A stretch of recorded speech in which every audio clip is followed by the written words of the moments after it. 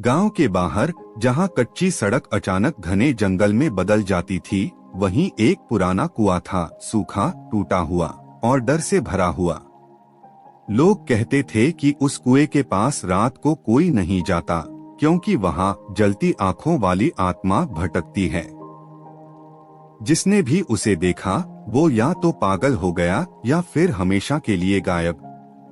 राघव, जो शहर से अपने दादा की जमीन संभालने आया था, इन कहानियों पर विश्वास नहीं करता था। उसके लिए ये सब बस गांव वालों की अंधविश्वासी बातें थीं। लेकिन उसे क्या पता था कि ये अंधविश्वास नहीं, बल्कि एक खौफनाक सच्चाई थी। एक रात जब बिजली चली गई और पूरा गांव अंधेरे में डूब गया, राघव अपने घर की छत पर बैठा था। तभी उसे दूर जंगल की तरफ से हल्की सी लाल रोशनी दिखी। वो रोशनी किसी आग की तरह नहीं थी, बल्कि जैसे कोई दो आंखें अंधेरे में चमक रही हों। राघव के मन में जिज्ञासा जागी। उसने टॉर्च उठाई और जंगल की तरफ चल पड़ा। जंगल में घुसते ही अजीब सी ठंडक ने उसे घेर लिया। हवा बिल्कुल शांत थी, लेकिन पेड़ों की शाखाएं खुद ब खुद हिल रही थीं, जैसे कोई अदृश्य चीज उनके बीच घूम रही हो। वो धीरे धीरे उस कुएं के पास पहुंचा। कुएं के पास पहुंचते ही उसकी टॉर्च अपने आप बंद हो गई। ये क्या, उसने बुदबुदाया। तभी उसे अपने पीछे किसी के कदमों की आहट सुनाई दी। टक टक टक। उसका दिल तेजी से धड़कने लगा। उसने पलटकर देखा, कोई नहीं था।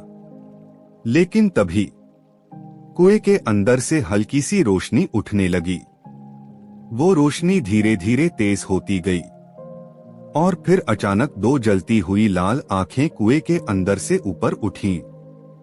राघव का गला सूख गया।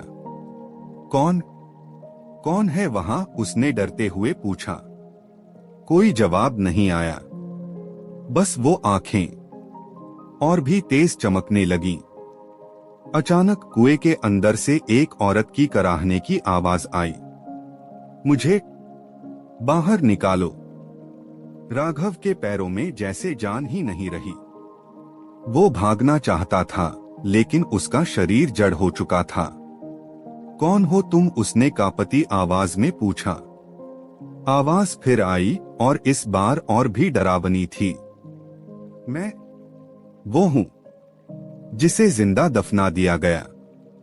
अचानक कुएं के अंदर से एक हाथ बाहर निकला, काला, जला हुआ और खून से लथपथ।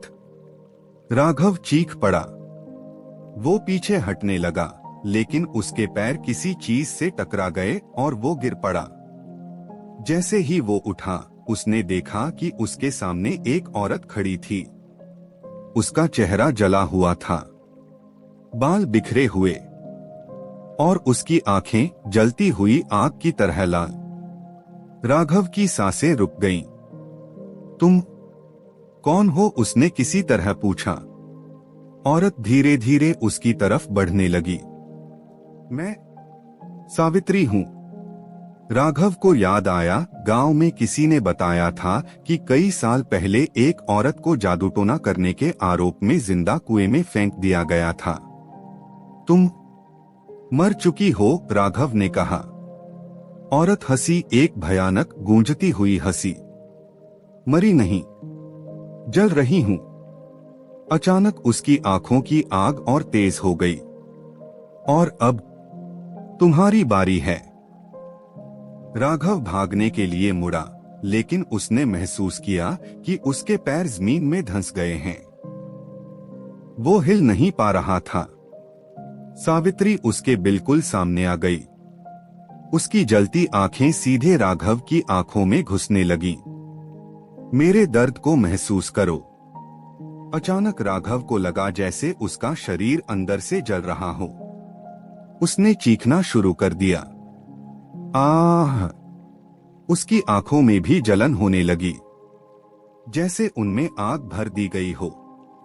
वो जमीन पर गिर पड़ा, तड़पने लगा। सावित्री उसके ऊपर झुक गई। अब तुम भी मेरे जैसे बनोगे। अचानक सब कुछ अंधेरा हो गया। अगली सुबह गांव के कुछ लोग जंगल के पास से गुजर रहे थे। उन्हें कुएं के पास राघव का शव मिला। उसकी आंखें खुली हुई थीं और उनमें अजीब सी लाल चमक थी। गांव वाले डर गए। उन्होंने तुरंत उसका अंतिम संस्कार कर दिया। लेकिन उसी रात जंगल में फिर वही लाल रोशनी दिखाई दी और इस बार 2 नहीं 4 जलती हुई आंखें अंधेरे में चमक रही थीं।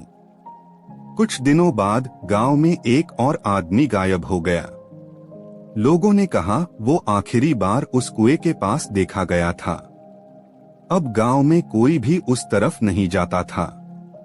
लेकिन एक रात एक छोटा बच्चा गलती से जंगल में चला गया। जब वो वापस आया, उसकी आंखें अजीब सी चमक रही थीं। उसने सिर्फ एक बात कही, वो बुला रही है। और फिर वो हंसने लगा, उसी डरावनी हंसी में जो कभी सावित्री हंसा करती थी। धीरे धीरे गांव के कई लोग बदलने लगे। उनकी आंखों में भी वही लाल चमक आ गई। कोई समझ नहीं पाया कि ये क्या हो रहा है। लेकिन सच ये था, सावित्री अब अकेली नहीं थी। उसकी आत्मा अब कई हिस्सों में बंट चुकी थी। हर उस इंसान में जिसने उसकी आंखों में देखा। और अब पूरा गांव एक शापित जाल में फंस चुका था। रात होते ही हर घर की खिड़की से 2-2 लाल आंखें चमकती थीं। और जंगल के उस कुएं के पास अब सैकड़ों जलती हुई आत्माएं थीं।